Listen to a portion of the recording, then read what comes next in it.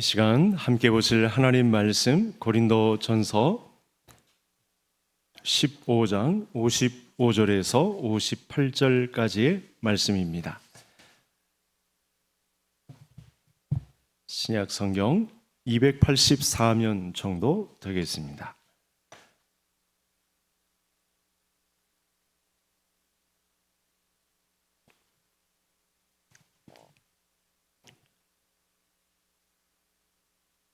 고린도전서 15장 55절부터 58절 한 절씩 교독하시겠습니다. 사망아 너의 승리가 어디 있느냐? 사망아 네가 쏘는 것이 어디 있느냐? 우리 주 예수 그리스도로 말미암아 우리에게 승리를 주시는 하나님께 감사하노니 그러므로 내 사랑하는 형제들아 견실하며 흔들리지 말고 항상 주의 일에 더욱 힘쓰는 자들이 되라. 이는 너희 수고가 주 안에서 헛되지 않은 줄 알미라. 아멘. 주일 오후에도 하나님의 말씀을 먹고 또 강건해지고 또 새 힘을 얻고 돌아가는 오후 예배가 되기를 간절히 소원합니다. 교회는 2000년 역사를 지나왔습니다. 2000년간의 역사로 이렇게 믿음의 공동체로 우뚝 서게 된 이유는 어디 있을까? 그것은 사망 권세를 깨뜨리시고 부활하신 예수님의 권능에 있죠. 또 이 부활의 아침을 맞은 우리들에게 가장 큰 것은 이 사망을 불러온 죄의 문제가 예수님의 부활로 인해서 다 해결이 되었다는 사실입니다. 그래서 사망 권세 깨뜨리시고 부활하신 예수님을 주인으로 모시는 공동체, 그것이 교회이죠. 그래서 오늘 교회를 말하다 29번째 어떻게 제목을 잡았냐면 말씀대로 살려는 몸부림. 저 나름대로는 이런 제목을 잡아보았습니다. 그래서 그 어떤 공동체보다 교회는 강력한 역사와 또 전통과 영향력을 자랑합니다. 전 세계 교회, 지금도 그렇고 우리 교회 2000년 역사의 내용도 그렇고 교회만큼 막강한 영향력을 지닌 데가 없습니다. 교회가 세워진 곳이면 도시나 농촌이나 시골 모든 곳에서 예수 그리스도를 믿는 믿음의 사람들이 다 달라졌기 때문에 변화를 경험했기 때문에 그곳이 교회가 세워진 곳이면 다 술렁술렁합니다. 교회가 세워지지 않은 곳에서와는 다르게 교회가 세워진 곳이면 밝습니다. 빛이 드러나기 때문에 많은 사람들이 예수 그리스도의 십자가만을 자랑하는데도 그곳이 술렁거리기 시작합니다. 그래서 그 어떤 공동체보다 역사가 있다, 전통이 있다, 그리고 이 부활의 영광을 자랑할 만하다라고 말씀을 드릴 수 있습니다. 오늘 본문 15장은 이 이야기를 하고 있는데요. 15장은 두 부분으로 나누어져 있습니다. 전반부는 19절까지 이제 예수님께서 부활하셨다라는 내용을 기술하고 있고 19절 이하에서는 예수 그리스도를 믿는 성도들의 부활, 또 예수님의 부활과 같을 것이다 라는 말씀을 하고 있습니다. 그러니까 두 부분으로 나눠져 있죠. 예수님의 부활이 성도의 부활이다. 예수님의 십자가가 내 십자가고 예수님의 부활이 내 부활이다 라고 하는 메시지를 전달해 주고 있습니다. 그 내용을 그래서 자세하게 우리에게 알려주고 있는데 예수 그리스도를 믿는 성도들의 부활에 관해서 어떻게 말씀하고 있는지 여러 말씀을 다 살펴봐야 되지만 대표적인 말씀만 살펴보도록 하겠습니다. 화면을 한번 보시죠. 같이 읽겠습니다. 그러나 각각 자기 차례대로 되리니 먼저는 첫 열매인 그리스도요 다음에는 그가 강림하실 때 그리스도에게 속한 자요. 제가 방금 말씀드렸듯이 부활은 예수님의 부활인데요, 그건 복음이죠. 예수님의 십자가, 그리고 십자가로 인한 부활. 예수님이 이 땅 가운데 선포하신 복음 그 자체입니다. 근데 이 복음이 예수님에게서 일어났고 그 다음 차례는 누구들이다? 성도들이다. 이렇게 표현을 하고 있다는 말씀입니다. 그러니까 예수님의 십자가가 내 십자가고 예수님의 부활이 내 부활이 될 수 있도록 그런 강력한 영향을 우리 구주 예수 그리스도께서 우리에게 안겨주셨다. 이것이 신자의 자랑이다. 이렇게 말씀을 주고 있습니다. 그리고 5절부터 9절까지 보시면 이 예수님의 부활이 자기 부활이 된 사람들의 명단이 쭉 나옵니다. 본문을 기록한 사도 바울부터 베드로도 나오고 12제자가 등장을 하고 또 500여 명의 형제들, 이들은 아마 누가복음에서부터 제자라는 이름이 매겨진 사람들로부터 이 시기에 오기까지 그 강력한 예수님의 부활을 직접 목격한 사람들의 명단이라고 보시면 되겠고, 그러니까 이 숫자만 살펴도 과거에 설명을 좀 드렸습니다만 사실은 형제들, 500여 명의 형제들이라고 했잖아요. 안타깝게도 본문 안에 또 시대 상황의 요청에 따라서 여성들의 명단은 죄송하지만 빠져 있습니다. 빠져 있다고 해서 없는 것이 아니고 500여 명의 형제면 사실은 더 많은 숫자가, 여성들의 더 많은 숫자가 제자들로서 참여했고 예수님의 부활을 목격했다. 이렇게 보시면 정확합니다. 그래서 예수님께서 죽음의 자리로 나아가고 계실 때 제자들은 목숨의 위협을 느끼고 또 모두 흩어졌고 더 이상 예수님의 제자로 우리가 모이지 못할 것 같다. 이대로 우리의 모임은 끝날 것 같다.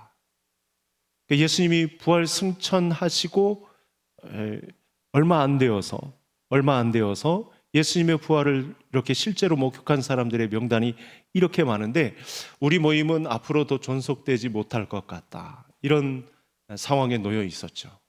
왜냐하면 예수님의 부활 승천으로 완벽한 승리가 당장 주어진 것은 아니고 더 기독교를 박해하는 세력은 더 기세등등했기 때문에 그들을 더 막으려는 움직임이 있었기 때문에 이 황제 숭배를 반대하는 이 이단자 기독교인들 모임을 파헤치고자 혈안이 된 사람들이 있었기 때문에 우리 이 교회 모임은 오래가지 못할 것 같았다. 이렇게 생각이 되었던 것이죠. 그런데 한순간 그들이 다시 모였습니다. 그들은 생명을 걸고 나사렛 예수가 세상의 구원자다라고 하는 예수님께서 부탁하신 내용을 떠올렸고 성령의 감동에 의해서 그 말씀이 생각났고 예수 그리스도만이 우리의 소망이다 이렇게 외치기 시작했습니다. 그들 나름대로 이 로마가 가만히 있지 않을 것이고 유대인 사회도 더 극렬해질 것이고 우리 교회가 과연 존속할 수 있을까 이런 생각은 했겠지만 그들은 그런 생각은 하면서도 예수님께서 죽으시고 부활하실 것에 대한 말씀이 이제 오순절 이후 완벽하게 저들에게 설명이 되었기 때문에 예수 그리스도가 우리에게 유일한 소망입니다 라고 하는 말을 멈출 수가 없었습니다. 세상에 외치기 시작했습니다. 칼끝이 목을 향해 와도 형장의 이슬로 사라져도 이 사람들은 이 예수가 부활이고 예수가 우리의 소망이다 라고 하는 이 말을 멈출 수가 없었습니다. 그래서 이 다른 모임과 다르게 이제부터는 세상이 깜짝 놀랄 만한 공동체로 발전하기 시작합니다. 그러니까 시장에서 사회 어떤 곳곳에서 직장에서 이런 말들이 감돌기 시작했죠. 예수 그리스도 하나님의 아들. 저 물고기 표시가 있는 사람들은 좀 닮아라 네가. 나도 언젠가는 그곳에 가고 싶다. 이런 말들이 그 당시 사회에 만연했습니다. 놀라운 생명력을 나타내고 주변을 놀래키기 시작했습니다. 그들의 헌신은 막강했습니다. 목숨을 불사했습니다. 그리고 그 모임에 모여드는 사람들도 기하급수적으로 늘어나기 시작했습니다. 이것이 초대교회 사회입니다. 그들이 놀라운 생명의 공동체로 거듭나자 어떤 일이 일어났냐면 그 안에 들어오는 자는 다 부활하신 예수님을 만나게 되었습니다. 주일에 이제는 모이는 시간도 안식일이 아닌 예수님이 부활하신 주일에 모이기 시작했는데, 그때마다 그 모인 많은 사람들에게 다 예수 그리스도가, 부활하신 예수님이 그들의 주님이 되는 그런 경험을 감당했습니다. 이 부활의 주님을 만난 것이 각 사람의 인생을 그야말로 다 판을 뒤엎듯 그 사람의 인생을 송두리째 바꾸게 되는 그런 인생으로 변화가 된 것이죠. 오늘 모임도 그때와 똑같습니다. 저와 성도님들은 부활하신 예수님 때문에 인생의 새 판짜기가 가능해진 사람들이죠. 믿으시기 바랍니다.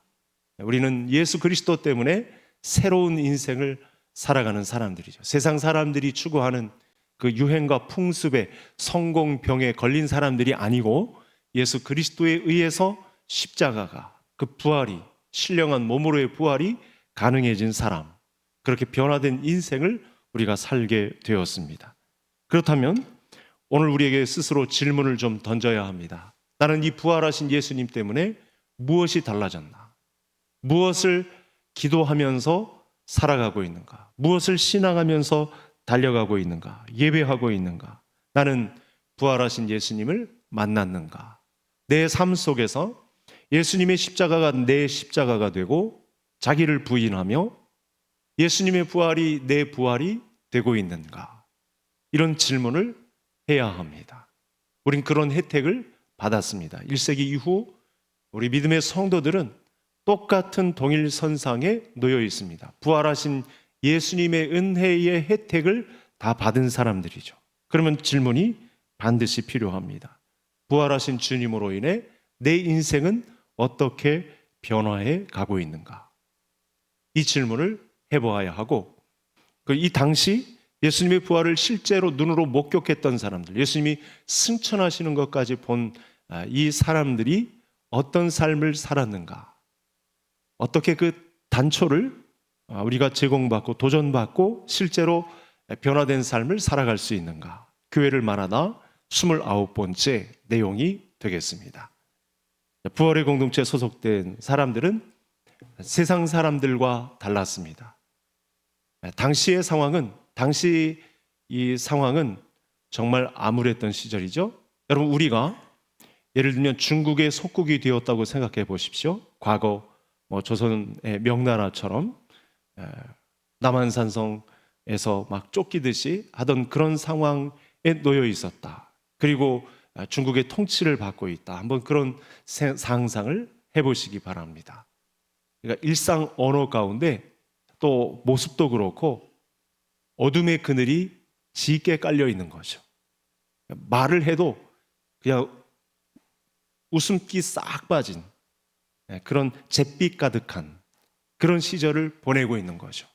지금 로마가 쳐들어와서 사실은 모든 각계각층에 건드리지 않은 것이 없었고 황제를 중심으로 숭배해야 살아남는 그런 시대를 살아가고 있었기 때문에 칠흑같이 어두운 시절을 보내고 있었다. 이렇게 보시면 정확합니다.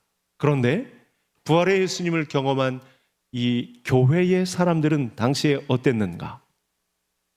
다음 화면을 한번 보시겠습니다. 같이 읽겠습니다. 우리 주 예수 그리스도로 말미암아 우리에게 승리를 주시는 하나님께 감사하노니. 우리가 본문 말씀을 대하면서 왜 감사하는 삶을 살아야 할까요? 우리는 중국이나 미국의 속국이 된 것도 아니고 자유 대한민국에 살고 있습니다. 그러면 왜 우리가 이곳에서 감사하며 살아야 할까요? 여러분, 인생 최대의 문제가 무엇입니까? 죽음의 문제죠. 사망의 그늘입니다. 성공의 문제, 넉넉한 삶을 사는 것, 물질의 풍요, 명예, 이것이 아닙니다. 문제는 사망의 문제죠. 죽음의 문제를 어떻게 해결할 수 있느냐? 이게 인생 최대의 걸림돌입니다. 인생 최대의 문제는 죽음입니다. 신자는 그런데 어떤 사람이라고 하죠? 죽음의 문제를 해결받았다.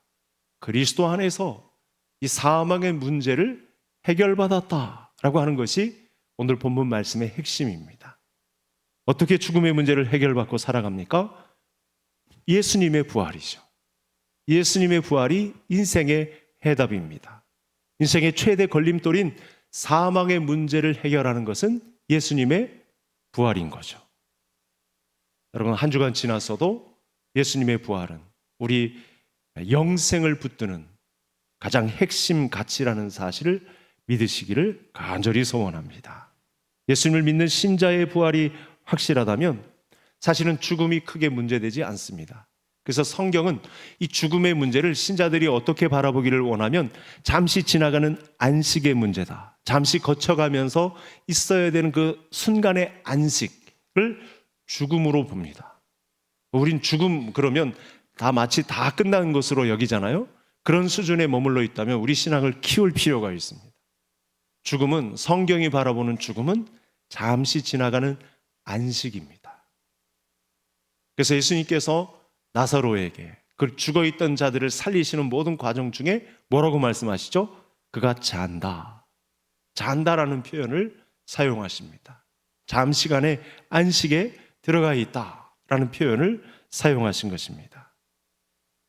여러분, 부활한 신자들에게 죽음도 안식이다. 부활의 능력이 이렇게 막강합니다. 부활의 영향력은 호락호락하지 않습니다. 부활하신 예수님의 부활이 예수님의 부활로 머무는 것이 아니고 나의 부활로 선포하셨기 때문에 예수님의 십자가도 나의 십자가가 되고 예수님의 부활이 나의 부활이 되는 순간 죽음은 아무 문제가 되지 않습니다. 안식에 들어가기 전 절차에 불과합니다. 그런 막강한 영향력을 예수님의 부활로 행사할 수 있는 우리가 되어야 합니다. 나는 부활이요 생명이니 나를 믿는 자는 죽어도 살겠고 살아서 나를 믿는 자는 영원히 죽지 아니하리라. 예수님이 직접 말씀하셨습니다. 부활은 죽음에 대한 완벽한 처방이 되고 죽음에 대한 완벽한 승리가 되는 것이죠. 예수님이 이 승리를 입증하시기 위해서 죽음에서 부활하셨습니다.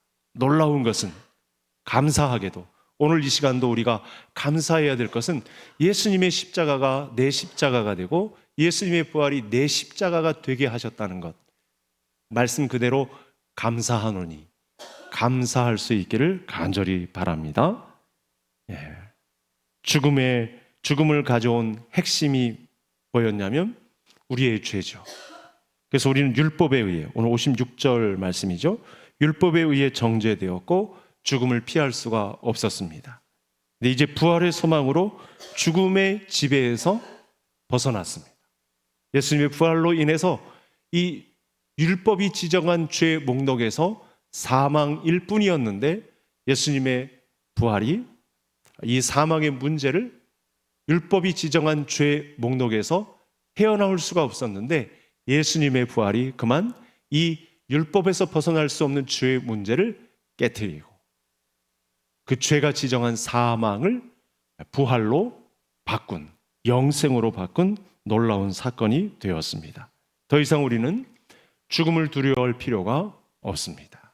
오늘 오후에 우리 이 부활을 이루신 예수님 때문에 죽음을 두려워하지 않는 그런 세상이 감당할 수 없는, 여러분 죽음을 두려워하지 않는 사람이 나타났다. 그 사람은 세상이 감당 못하죠. 그런 사람들로 변화의 걸음을 걸어가실 수 있기를 간절히 소원합니다. 여러분, 고린도서는 도시를 배경으로 하고 있죠. 저쪽 그리스 남부, 원래는 같이 붙어있는 지역인데 운하를 파는 바람에 섬으로서 고린도 섬인데 이 운하를 판 양쪽 이 항구에 도시가 세워져 있습니다. 고린도시입니다. 그러니까 지금으로 보면 가장 현대화된 그런 도시를 자랑하는 곳이죠. 도시인 만큼 재물력도 사람들이 가득하고 사치하고 음란하고 부도덕이 넘쳐나는 그런 시대입니다. 2000년 전 고린도시는 음란한 도시입니다. 이 세속한 도시 한복판에 바울의 전도로 예수 그리스도를 믿는 고린도 성도들이 생겨나기 시작했습니다. 교회가 세워져서 이제 예배로 모일 때마다 예수 그리스도를, 또 부활의 기쁨을 노래하고 하나님께 영광 돌리는 일이 있었는데, 성도들의 삶은 여전히 이 세속화된 도시의 영향을 받고 있죠. 그들의 풍습, 그들의 세속화된 삶, 부도덕함, 음란함들이 계속해서 성도들을 미혹하고 있었습니다. 이런 유혹과 핍박을 받으면서 적지 않은 성도들이 흔들리기 시작한 거죠. 우리가 그렇지 않습니까? 믿음을 가졌다가도 어느 순간 믿음이 확 떨어질 때가 있습니다. 이 믿음을 유지하기가 상당히 힘든 세상이죠.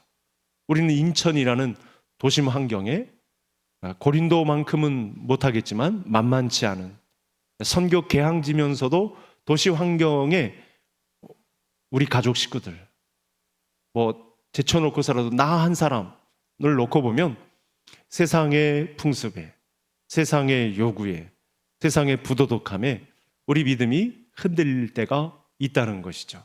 그래서 예수님의 부활이 내 경험이라는 것을 교회를 통해서 경험한 사람들이 이런 일을 충분히 맞닥뜨릴 수 있다. 그런데 우리는 어떻게 할 수 있느냐? 예수 그리스도의 이름을 빌려서 이 자리를 벗어날 수 있다. 다음 화면을 한번 보실까요? 같이 읽겠습니다. 그러므로 내 사랑하는 형제들아, 견실하며 흔들리지 말고 항상 주의 일에 더욱 힘쓰는 자들이 되라. 이는 너희 수고가 주 안에서 헛되지 않은 줄 알미라. 여러분, 우리가 고린도 교회에 대한 인상이 좋지 않습니다. 그렇죠? 고린도서를 통해서 최소 9가지 범죄가 교회 안에까지 침투한 교회입니다. 어떻게 보면 고린도서를 읽다 보면 이 사람들 몹쓸 사람들이네, 우리가 손가락질을 할 수 있는 상황까지 갑니다. 입에 담지 못할 그런 범죄 기록까지 다 기록해 놓았습니다. 우상 숭배를 비롯해서 일어날 수 있는 범죄는 다 교회 안에, 딴 곳에서 일어난 것도 아니고 교회 안에서 일어났습니다. 교회 안에서까지 그런 유혹을 받으니까 왜 흔들리지 않았겠습니까? 그럼 여기서 신앙을 포기해야 되나? 이런 거죠. 시장을 통해서 경제 유통 상황에 끼어들지 않으면 상업 활동이 제약을 받으니까 사람들이 제대로 된 삶을 살 수가 없는 거죠. 다 배제되는 거죠. 경제 활동에서 다 이 차별을 당하는 거죠. 명단에서, 경제 활동 명단에서 시장 회장님이 이 사람 그리스도인이니까 빼라, 이렇게 나오는 거죠.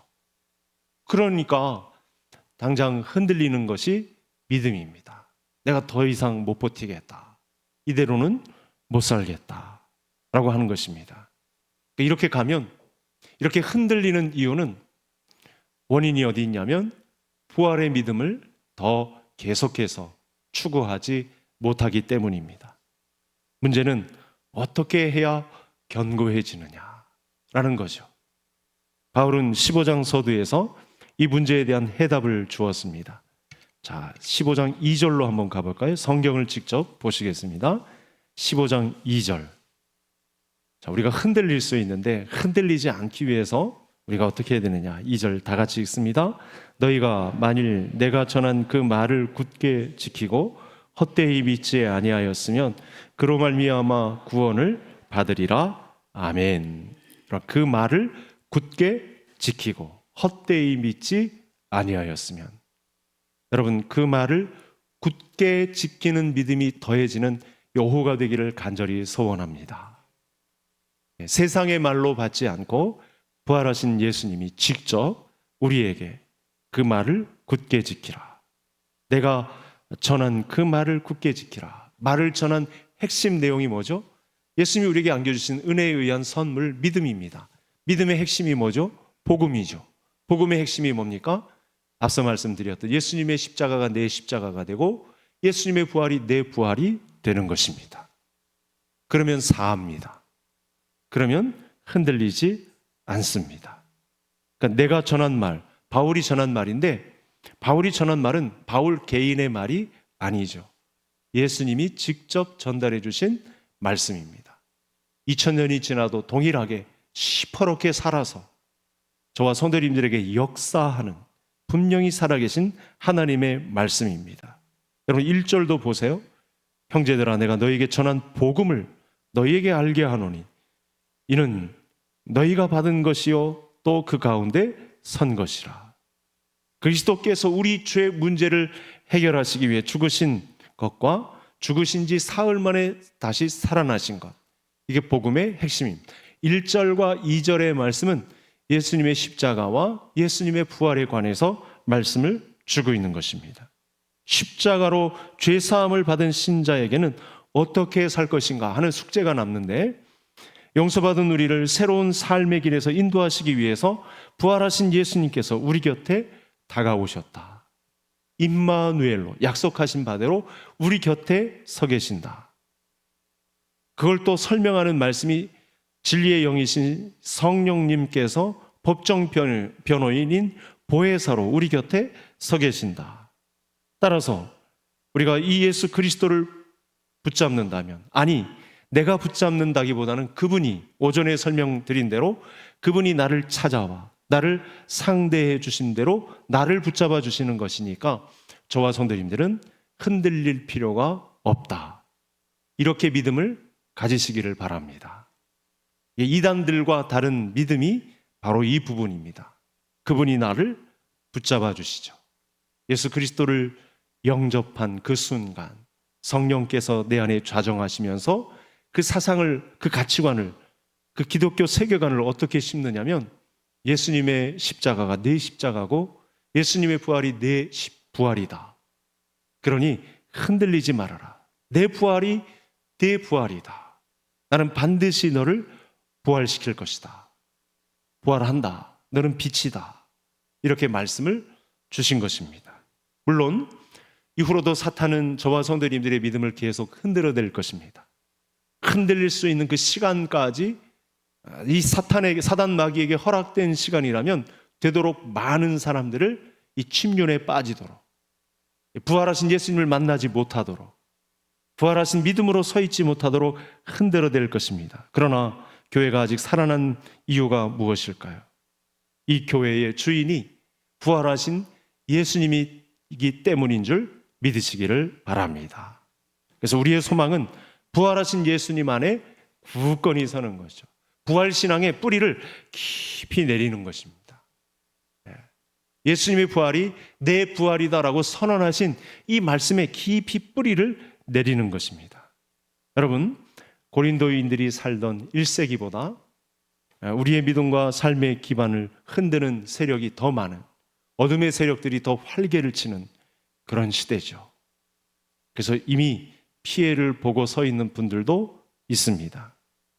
따라서 그렇다고 해서 거기에 지지 말고, 우리를 흔들려는 세력은 반드시 나타날 것이고 그들이 허락된 시간 가운데 되도록 많은 성도를, 신자를 자기 편으로 속하게 하려고 몸부림을 칠 것입니다. 그럼 우리는 어떻게 더 몸부림을 쳐야 합니까? 흔들리지 않는 부활의 신앙으로 견고히 뿌리를 내리기 위한 이 믿음에 굳건히 서야 한다.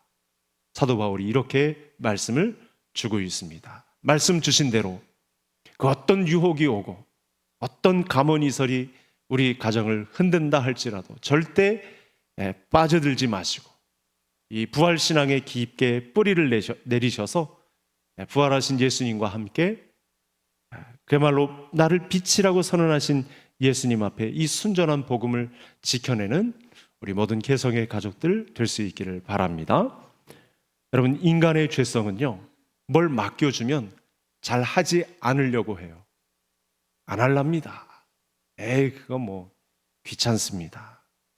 시간이 갈수록 죄성은 뭐라고 하냐면, 야, 뭐 하려고 하지 말아라. 가만히 있으라. 뭐 배우려고 하지 말아라. 그래서 오전 말씀에도 나왔습니다만 자꾸 성도를 게으르게 만듭니다. 싫어하게 만듭니다. 움직이지 않게 하려고 합니다. 사단 마귀도 시간이 얼마 없어요. 그들의 제한된 시간이, 이 공중권세 잡은 자의 이 고난이 얼마 남지 않았습니다. 이 사실을 알기 때문에 사도 바울이 뭐라고 말씀하냐면, 화면을 또 보시죠. 마지막 화면 같이 읽습니다. 항상 주의 일에 더욱 힘쓰는 자들이 되라. 이는 너희 수고가 주 안에서 헛되지 않은 줄 알미라. 그러니까 이 주일 오전 예배 신앙만 가지고는 부족합니다. 우린 주일 예배만 맞춰도 어떻게 되죠? 빨리 집으로 가려고 하죠. 담임 목사가 붙잡고 밥 먹고 가세요. 그래도 막 갑니다. 이상하게 성도들이 뭐 예배만 맞춰지면 집에 가기 막 바빠요. 근데 사실은 주의 일에 더욱 힘쓰셔야 돼요. 재직회가 있습니다. 뭐가 바쁜지 막 가십니다. 공동회가 있습니다. 그럼 막 다 가요.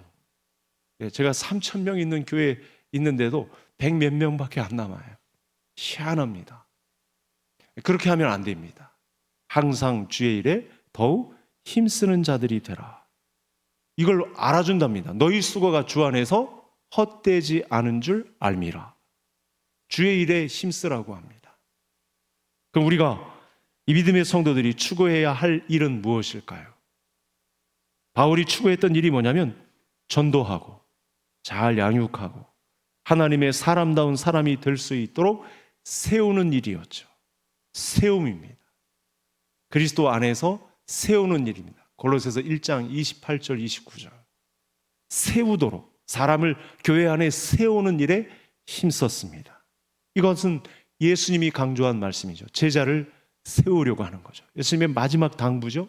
모든 족속에게로 가서 세례주고 가르치고 전파해서 제자 삼으라 라고 하신 말씀입니다. 우리 교회는 흔들림 없이 이 일에 매진해야 됩니다. 주님의 교회 개성교회를 제자다운 교회로 세워야 합니다. 그래서 교회 직분자를 세울 때에는 앞으로 출석 여부만 따져서도 안 됩니다. 주의 일에 힘쓰는 자들일까? 이것을 가늠하셔야 됩니다. 이 일에 후회도 없어야 합니다. 그런 마음으로 마음을 모아주셔야 합니다. 핵심은 한 사람의 신자가 십자가와 부활신앙으로 무장되어 있느냐, 복음으로 꽉 차 있느냐, 이 사람을 보는 거죠. 그런 사람이 우리 교회의 사람들로 세워져야 합니다. 그래서 우리부터도 이 진정한 기독교 가치관으로 살아가도록 교회의 본래의 복음으로 돌아가야 되죠. 예수님의 십자가가 내 십자가가 되고 예수님의 부활이 내 부활이 되는 교회를 이루어야 합니다. 전도회, 구역, 부서 안에서 성도들끼리 부족하면 부족한 대로, 모자라면 모자란 대로 성도의 교제를 예수님의 십자가와 부활로 점철된 신자가 될 수 있도록 한 가지로 힘을 모아주셔야 합니다.